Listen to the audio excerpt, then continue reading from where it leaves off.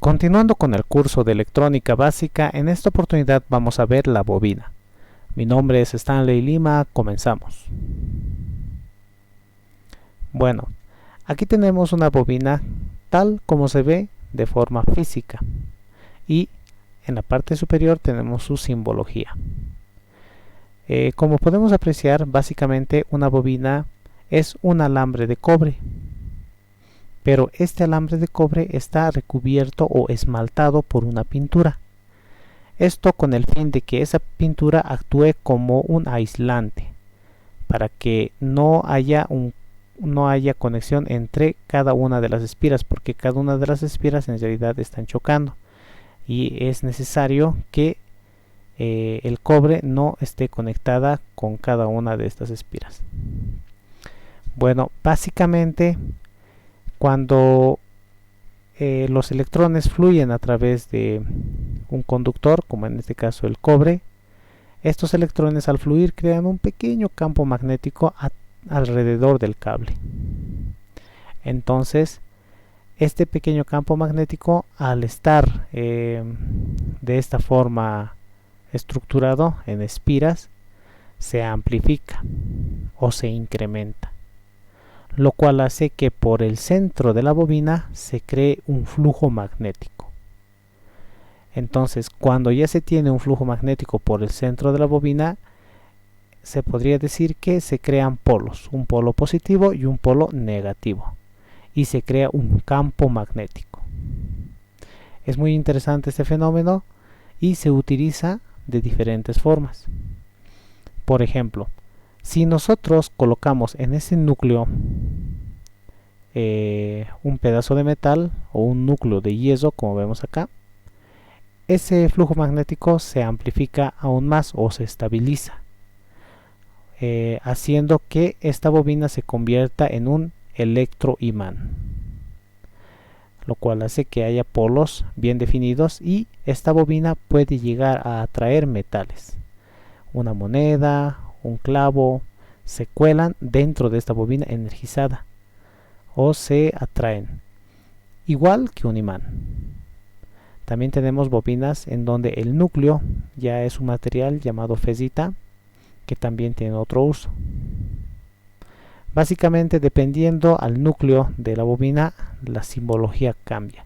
Fíjense que si es de yeso tiene dos líneas, y si es de fezita tiene una línea segmentada, y si es de núcleo de vacío no tiene ninguna simbología también aquí, solamente la bobina.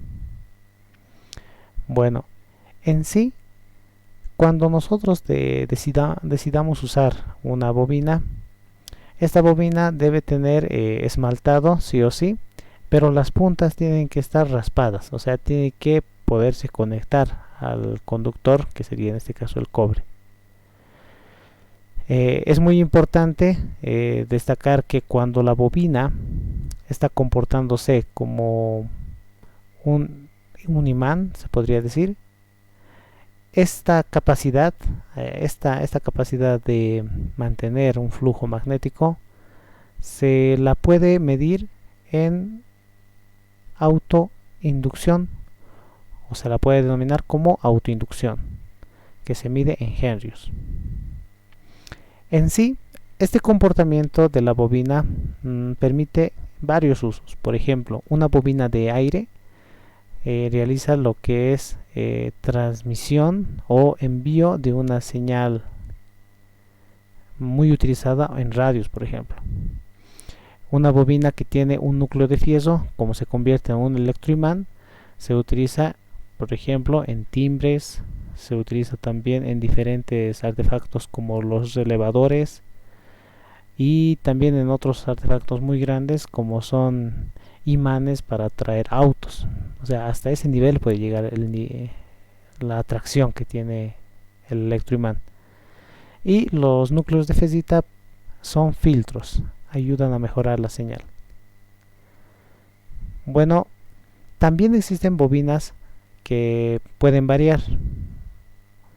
Básicamente lo que se hace es cambiar o mover el núcleo, y al mover el núcleo cambia su inducción. Existen de diferentes tipos, vamos a ver muchos de estos en radios, tal vez en algunas computadoras también, y en algunos equipos electrodomésticos también. En sí, la bobina tiene también lo que es la parte matemática.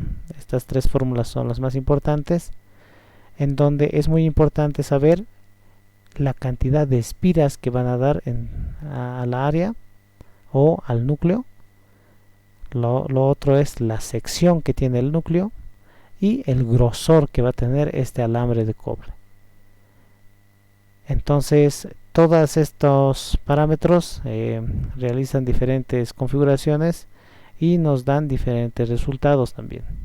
Más adelante vamos a analizar los comportamientos físicos que tiene la bobina, pero por el momento es importante saber su funcionamiento.